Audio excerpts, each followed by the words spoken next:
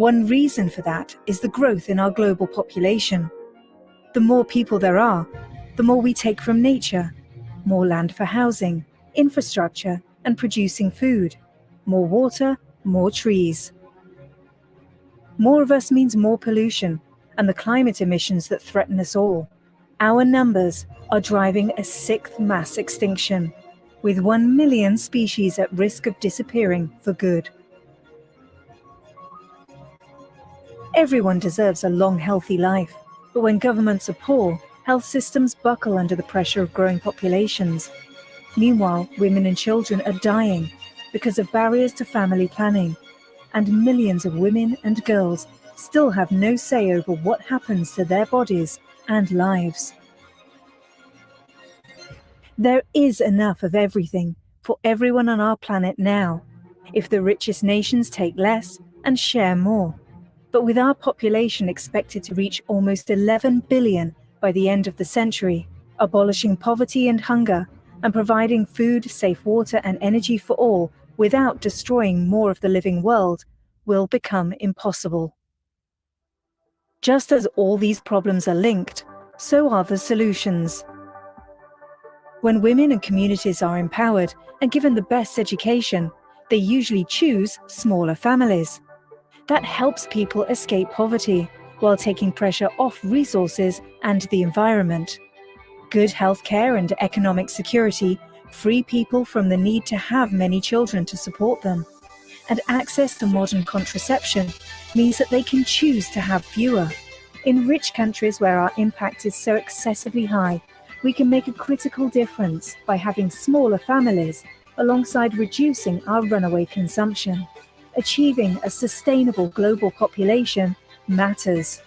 If we do, we can all have the dignity, security, and well-being envisioned by the Sustainable Development Goals. We must not fail.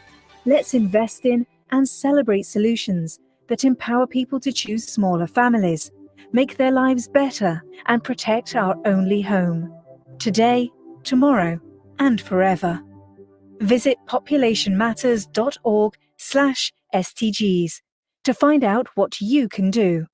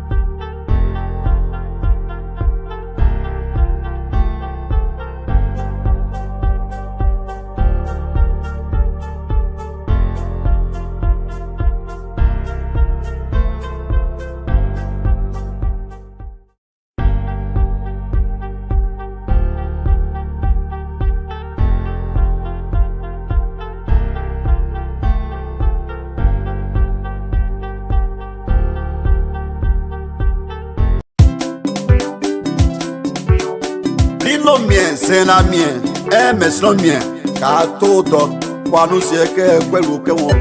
Bina kesie, kete kama. Ta gwi mi amele we be. De go yo kai desi. De me regina me fe. Ta sona me. Di kolo motolie. Ayo lele record, sweet sound. Musika complamo.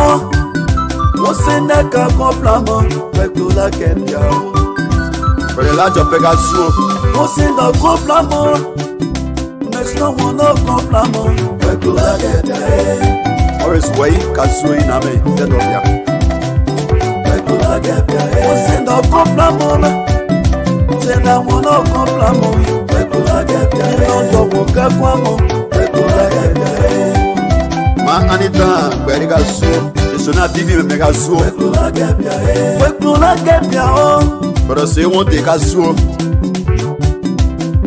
Kaka Koplamo, Pekula Gepia, Kaka Koplamo, Pekula Gepia, Peleka Koplamo, Pekula Gepia. Emosi Bawi Gasu. Otosi Kwano Ila, Tobena yi Koplamo, Mose Zulu Kasui.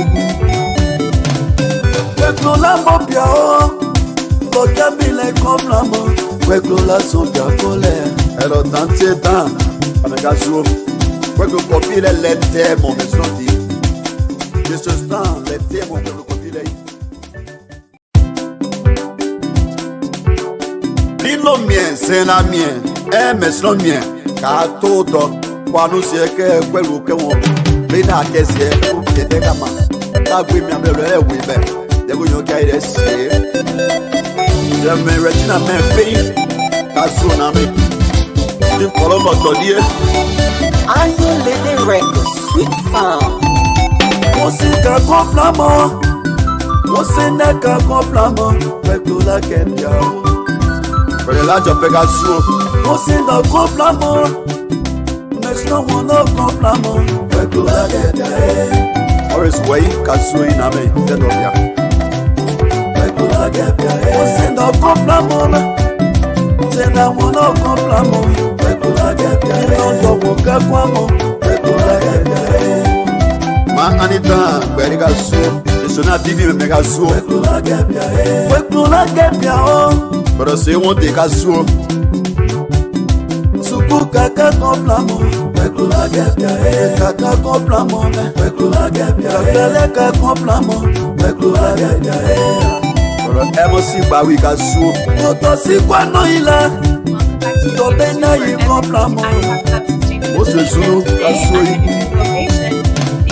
Pekula Mopia, Kokabile Koplamo, Pekula Sopia Kole. You may remember that in one of my very first videos, I covered the 2030 Agenda for Sustainable Development and the 17 SDGs. Today, I'm going to be kicking off a new series that's going to provide a lot more detail on that agenda by covering each individual SDG and explaining what it is, what we're aiming to achieve with it, and where we currently stand. You can probably imagine that for the first video in this series, I'm going to start with Sustainable Development Goal number 1, no poverty. So today, that's what we're going to cover. We're going to go over all the targets that are part of that goal, and we're going to look at where we currently stand on achieving it. So without further ado, let's kick off.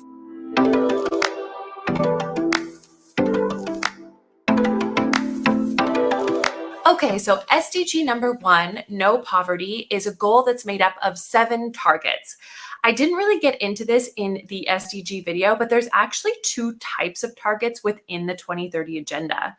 There are substantive targets that lay out what we're trying to achieve, and there are what's called means of implementation. And these means of implementation targets are more focused on kind of the enabling factors or the pieces that we need in order to achieve the more substantive goals. So this would include things like trade, technology, financing, etc.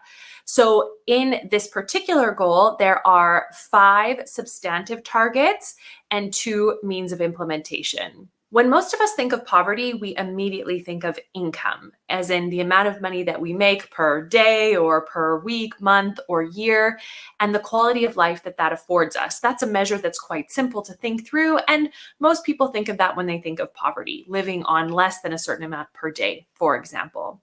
However, experts who work in poverty alleviation stress that it's a very multidimensional problem and there's no one single cause or factor. It encompasses a whole host of factors, including poor health, lack of education, inadequate living standards, disempowerment, poor quality of work, threat of violence, and living in areas that are environmentally hazardous, among others. In other words, there's no single cause of poverty. It can be caused by many factors, including unemployment, social exclusion, a lack of safety nets, and vulnerabilities to disasters, diseases, and other phenomena which may prevent productivity. Having this more holistic frame can help us to develop solutions and policies that look at these systemic issues instead of just focusing on income. The last thing I want to mention before we dive into the individual targets and how we're doing on them is that poverty can be measured in both absolute and percentage terms. And I note this because when you're hearing on the news or reading an article, you might come across the statistics given in different ways. And I think it's important to make the differentiation so you know what each one means.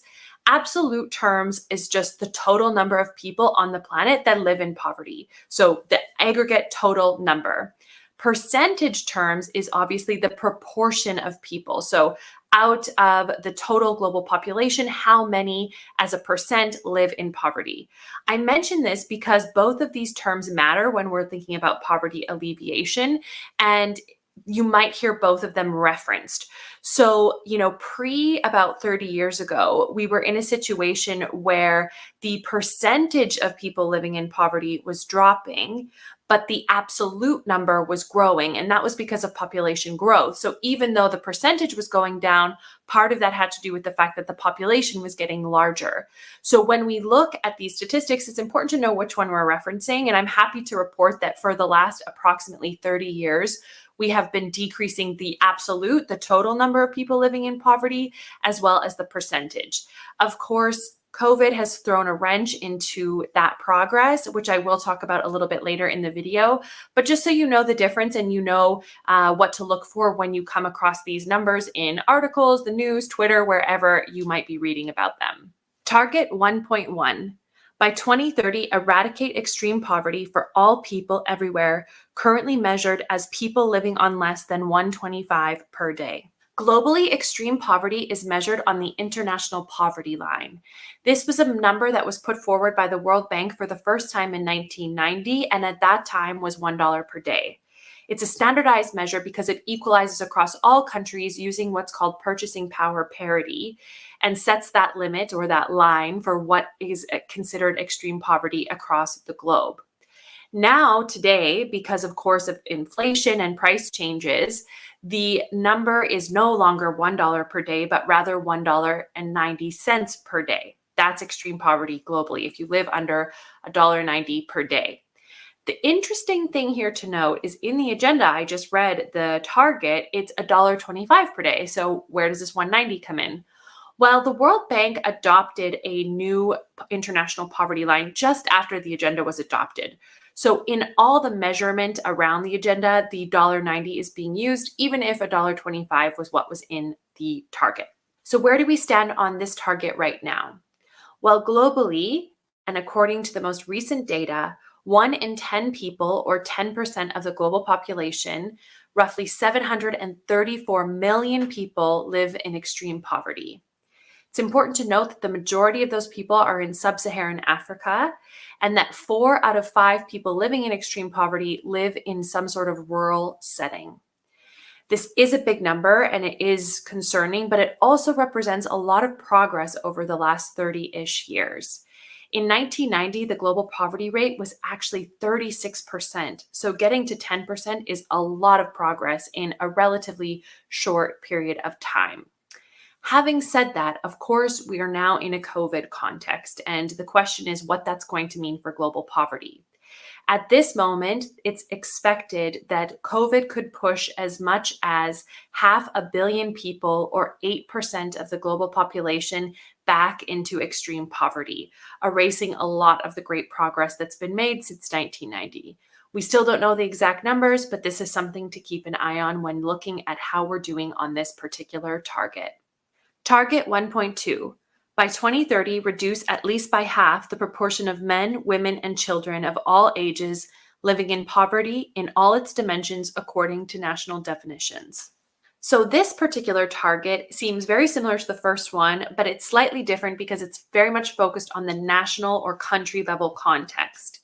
The reason for this, of course, is that Money is not the same everywhere. It doesn't go as far in some places as it does in others. And therefore, a national poverty line needs to be put in the context of the country in which you live. To give you a quick example, I live in Switzerland and I'm from Canada. So a dollar in Switzerland does not go near as far as a dollar goes in Canada. But if I were to go to Burkina Faso, that dollar would go much further than in either of those first countries I mentioned. So you can start to see how it's important when you're setting a poverty line for a country that it's relevant to the current context, living context of that country. So this particular target is looking at each individual country's poverty line and asking or saying that we should reduce poverty by at least half according to those country measures. All right, so where are we on this one? Well, I'm a little ashamed at how much time I actually spent searching for this because the truth is the data is just like apples to oranges. Every country kind of looks at poverty a bit different. They might include different things in it. And I was looking for some comparable statistics that I could show, in different countries. Here's what their poverty line is, and here's how many people are below it. But it just wasn't that simple. I also suspect a piece of this, to be honest, is political, because it's never good for politicians to say, this percentage of people is in poverty. And so I think that there's not always a lot of transparency around these measures because it is a politically sensitive issue.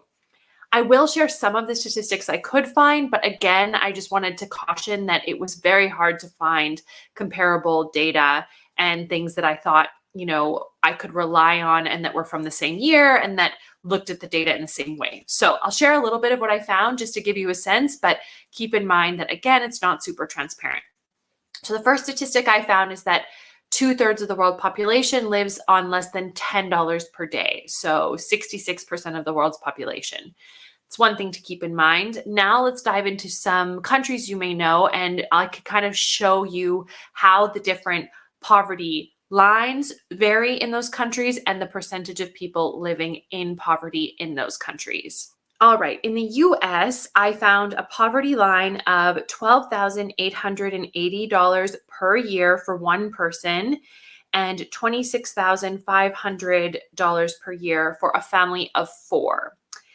I found a lot of variance in the actual percentage of people living in poverty, but the numbers I'm going to share in this comparison all come from the OECD and are comparing high income countries. And they said that the US has a 17.8% unemployment rate, but I will note the US government reports that a lot lower. So maybe they're including different measures, like, for example, including different ages of people within that number.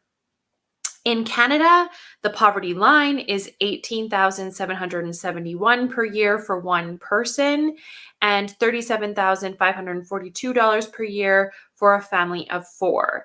Canada's unemployment rate, again, according to the OECD comparison chart, was 11.9%. In the United Kingdom, the poverty line was £8,112 per year for one person and £19,812 per year for a family of 4. The poverty line, again, on the OECD data was 12.4%. In Switzerland, which is where I currently live, the poverty line you'll see is quite a bit higher because, as many people know, the cost of living is crazy here. So for one person, it's 27,348 francs per year and 47,712 francs per year for a family of 4. The poverty rate in Switzerland, again, according to the OECD data, is 9.2%. So as you can see from that, it's definitely a little bit hard to compare, but I hope you get a sense of how much a poverty line can change based on the country's context. And also, I hope it helps you to see that poverty is an issue that is politically charged. No politicians, as I said, want people to be in poverty under their watch.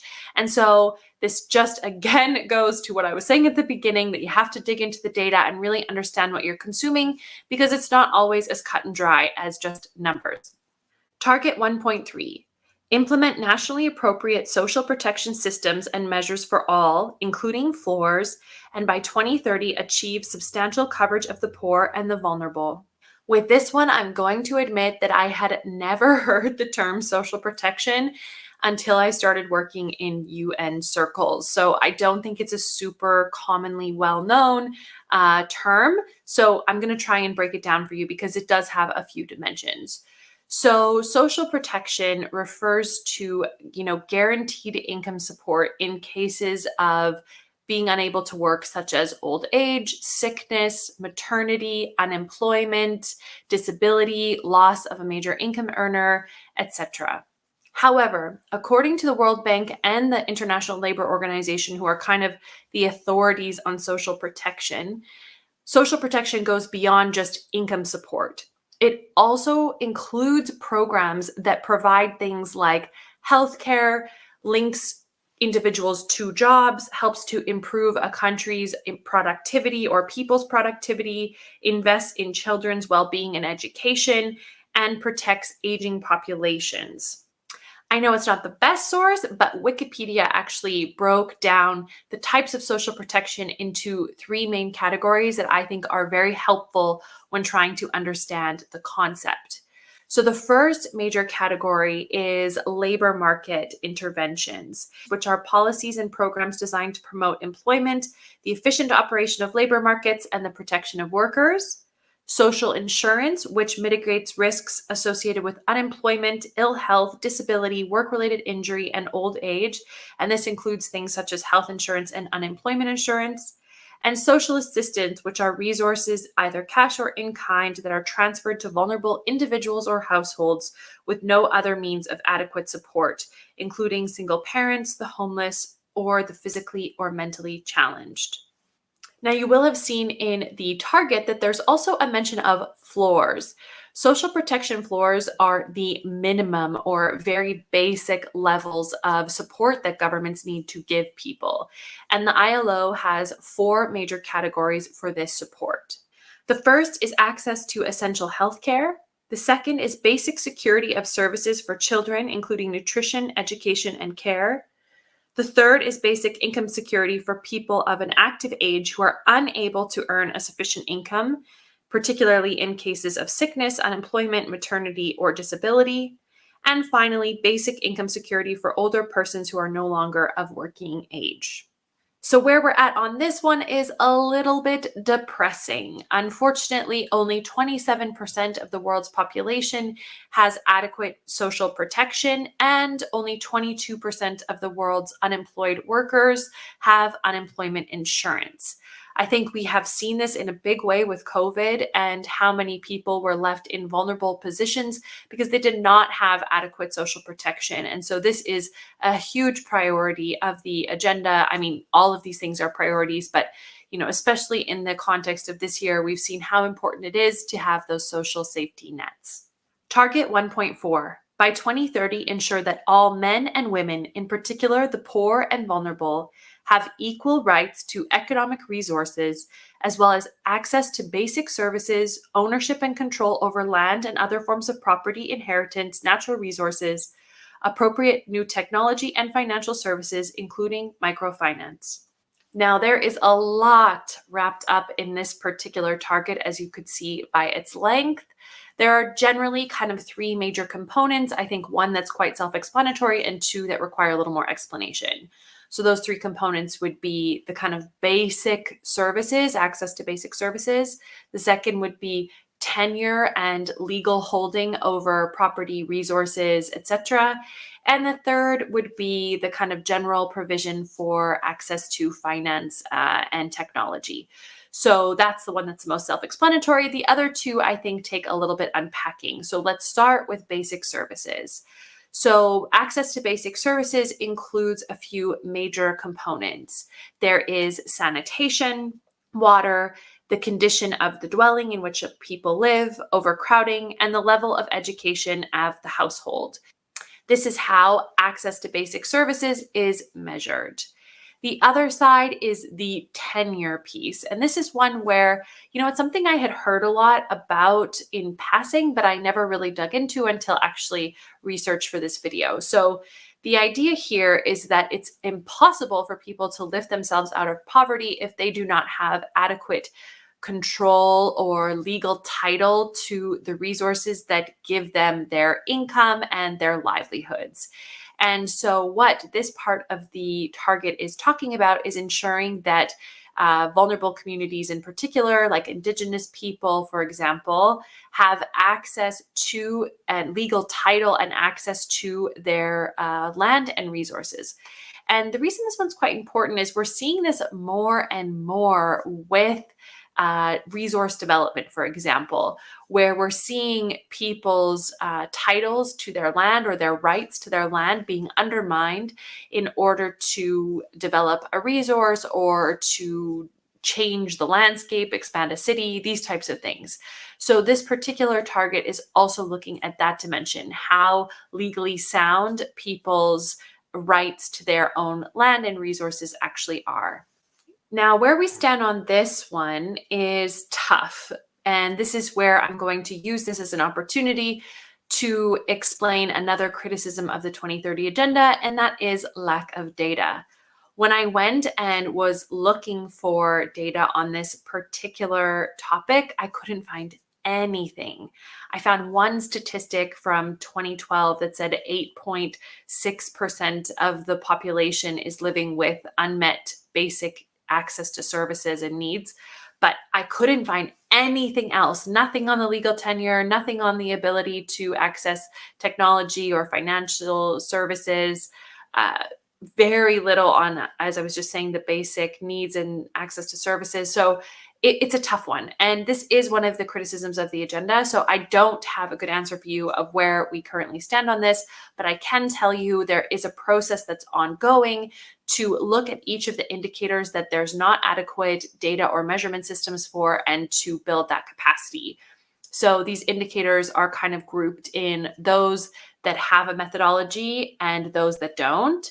And once there's a methodology, those where data is being collected and those that are not. And the idea is that if you have a methodology and data is being collected, that's called a tier 1 indicator.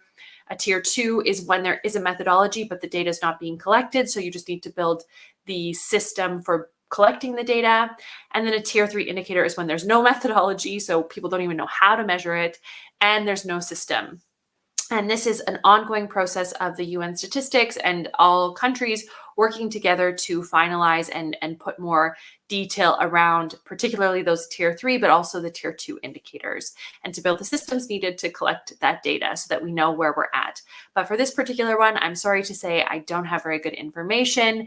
And I think that this is one where we need to keep watching to see what happens as the indicator system gets improved. Target 1.5. By 2030, build the resilience of the poor and those in vulnerable situations and reduce their exposure and vulnerability to climate-related extreme events and other economic, social, and environmental shocks or disasters. This target is highlighting the very sad fact that those who are poor and vulnerable are the most at risk when it comes to global shocks. And when I say shocks, I'm not just talking about climate and weather and disasters like we might think off the top of our head, although of course that is part of it. But the other part is also social or economic shocks. For example, what we've seen with COVID, which was a health crisis. So there's a whole component of keeping people healthy and safe, and that's a big shock and difficult for poor and vulnerable communities to deal with, as well as the resulting economic shock, which was caused by the lockdowns and the huge change in our behavior as a society and what that meant for the economy and people who are vulnerable in those situations. So this particular target is saying that we need to build resilience in communities to really be able to deal with these shocks that may come about and to take steps to protect themselves so that they are not put further back as a result of these shocks. Okay, so for this particular target, there is some data, but it is a bit tricky to navigate because it's all focused on proportionality. So it talks about how, or it shows in the data how the poorest and most vulnerable communities are facing the brunt or a larger percentage than you would expect of the results of these shocks. Because the fact is, these shocks affect all communities, regardless of if they're vulnerable or not.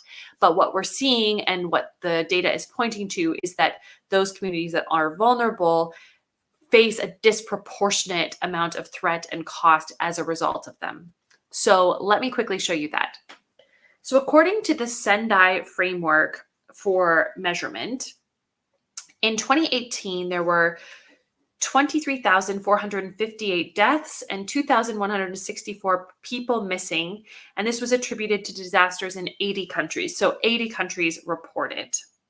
This led to an economic loss of 23.6 billion, and this was by 63 countries. So you can see kind of a difference in how many countries reported, but this will help you to kind of get a sense of the damage. Least developed countries are disproportionately affected in this data. So let me show you what I mean by that. LDCs made up 14% of the number of people, the population mentioned. So as I mentioned, there was 80 countries, and LDCs made up 14% of the total population of those countries. Yet they reported 29% of the deaths. So again, this is the proportionality piece I was talking about. If this was affecting everyone equally, you would have expected to see somewhere around 14% of the deaths, because that was the population that the least developed countries made up. But no, you're seeing double that. You're seeing 29%. So a disproportionate effect on least developed countries. Similarly, least developed countries made up just 2% of the GDP of those 63 countries that reported economic losses, but they suffered 10% of the total direct economic losses. So 5 times what we would have expected to see. Again, this really shows that disproportionate effect that poor countries and communities face when it comes to shocks and disasters. All right, so I will close out by going over the last 2 targets, which are the means of implementation that I mentioned, just to give you a sense of those enabling factors that also need to be present to meet the targets we just talked about in the first part of this video. So the means of implementation are target 1.A is to ensure significant mobilization of resources from a variety of sources, including through enhanced development cooperation, in order to provide adequate and predictable means for developing countries, in particular least developed countries, to implement programs and policies to end poverty in all its dimensions. And target 1.B is to create sound policy frameworks at the national, regional, and international levels based on pro-poor and gender-sensitive development strategies to support accelerated investment in poverty eradication actions. As you can see, the means of implementation targets in the poverty goal are very much focused on the policy approach that's taken, ensuring that it's pro-poor and gender-sensitive, and the financial resources needed to lift people out of poverty. And it mentions specifically aid. So again, those enabling pieces that are needed to make progress on this goal. So with that, I'm going to summarize and close out. You can see that there is so much in just even one goal, and it covers such a wide range of topics related to eliminating that goal. And this is why there's so much detail in this agenda. So let me summarize SDG 1 before we close out for today. SDG 1 focuses on creating a world with no poverty. It is comprised of 7 targets, 5 of which are substantive and 2 of which are means of implementation. It takes the frame of a multi-dimensional form of poverty, not simply based on income, but a whole host of factors that lead to a person's quality of life. Having this holistic view helps us to address the issue more systemically. Poverty can be measured in both absolute and percentage terms. Absolute being the total number of people living in poverty, and percentage being the share of the population living in poverty. The first target is focused on eradicating extreme poverty, or the number of people living on less than $1.90 per day. Currently, 10% of the world's population falls into this category, but this is down from 36% in 1990, showing promising progress. Unfortunately, extreme poverty is expected to rise in 2020 for the first time in 20 years due to COVID-19. The data is still being calculated on the exact impact, but some people believe it will be as much as 500 million people, or 8% of the total global population. Target 2 of goal number 1 is focused on reducing by at least half the proportion of men, women, and children living in poverty in countries. This focuses on country poverty lines and helps to put the national context at play, recognizing that money is worth different amounts in different countries and quality of life is affected by a host of contextual factors as well. It was very hard to find data that can be compared, but generally there are some sites that provide comparison across multiple countries to understand their poverty rate and their poverty lines. The third target is focused on social protection. Social protection are the systems that provide income security in cases of old age, unemployment, sickness, invalidity, work injury, maternity, or loss of income. But it also includes a host of programs that help and go beyond just income support and help to provide the basic quality of life for people. These include things like healthcare being linked to jobs, improvements in productivity, basic children well-being and education, and protection for the aging population. Social protection floors are the basic minimum supports that government should provide and include access to essential healthcare, basic services for children, including nutrition, education, and care, basic income security for people of an active age who are unable to earn sufficient income, and basic income security for older persons. Currently, according to the ILO, only 27% of the world's population has adequate social security coverage, and half lack any coverage at all. Only 22% of unemployed people are covered by unemployment benefits. The fourth target is made up of 3 components. One is around access to basic services. The second is around tenure and legal rights over property and natural resources, and the third is appropriate technology and financial services. This particular goal has very little data and is quite difficult to measure. The fifth target is focused on building resilience and limiting exposure and vulnerability to climate-related extreme events and other economic, social, and environmental shocks and disasters. This points to the sad fact that those who are poor are the most vulnerable to shocks in our system. The data here is a bit complex, but it generally shows that the poorest countries are disproportionately affected by disasters. The final targets within SDG 1 are means of implementation, the first one focusing on mobilization of resources and particularly development cooperation or aid, and the second looking at policy at the national, regional, and international levels that is pro-poor and gender sensitive.